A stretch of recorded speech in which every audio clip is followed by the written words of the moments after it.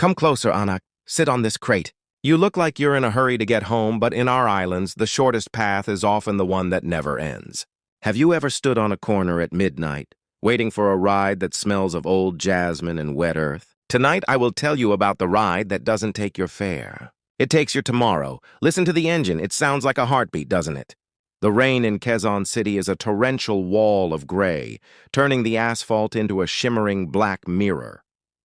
Paulo, a weary call center agent, stands under a leaking waiting shed, his eyes bloodshot from a 12-hour shift. A traditional silver-plated jeepney pulls up, its chrome horses gleaming under the neon streetlights. Strangely, the sign on the windshield doesn't list a destination. It simply reads, "Alive." Paulo climbs into the back.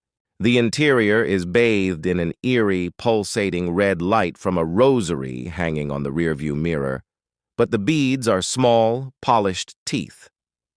There is only one other passenger, a woman in a Filipiniana dress, her face hidden by a black lace veil. As the jeepney moves, Paulo realizes the floor isn't metal.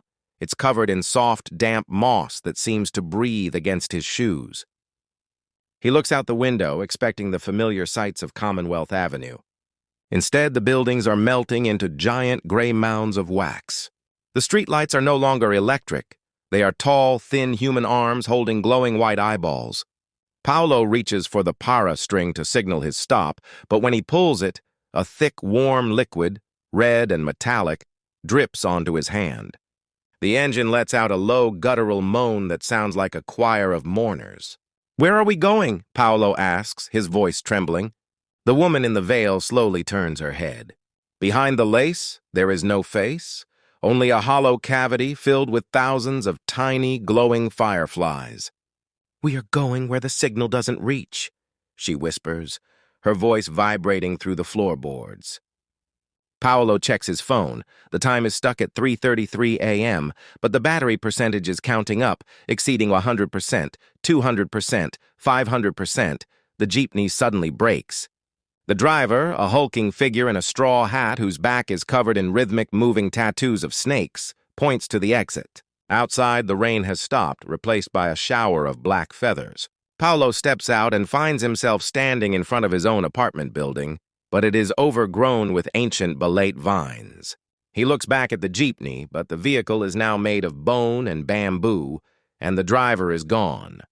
He enters his lobby and sees himself, another Paulo, sitting at the front desk, staring blankly at a computer screen. The other Paulo turns around, his eyes replaced by the same glowing fireflies. "You're late for your shift," the doppelganger says in a perfect mimicry of Paulo's voice. Paulo looks at his hands.